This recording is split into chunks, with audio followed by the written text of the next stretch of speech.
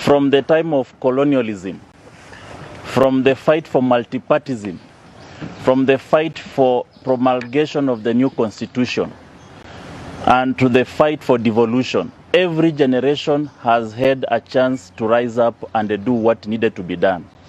We are now called upon as a generation to rise up and do what needs to be done.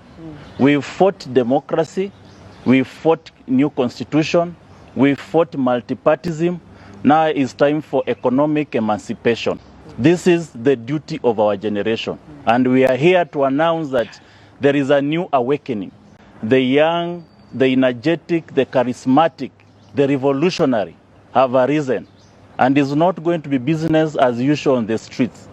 We are going to rise up and take up our duty, our cardinal duty to protect and preserve the interests of the local mwananchi.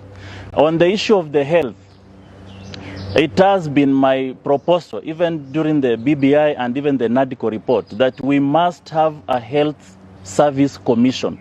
Just the way we have a teacher service commission, we no longer hear about teacher strike. You need to ask yourself, why don't we have teacher strike that used to be a perennial menace in this republic?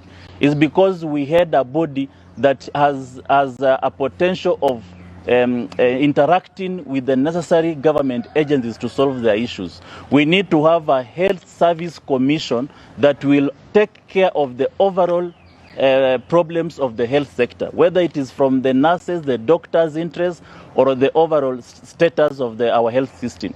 And the Haiti system, I'm an international student, of master student, and I can tell you there is no any iota of wisdom in the Haiti mission. There is no bilateral ties between Kenya and Haiti. There is no embassy of Kenyan in Haiti. There is no Haitian embassy here in Kenya. There is absolutely no ties between Kenya and Haiti. We must be told in white and black what was the necessity of Kenya advancing towards Haiti. That is a UN problem. It is not a Kenyan problem. It's not a bilateral ties problem. It is not a country-to-country problem. Haiti is an internal matter. And under the UN Charter, no any nation on earth has the prerogative, the derogation to interfere with the internal affairs of another country.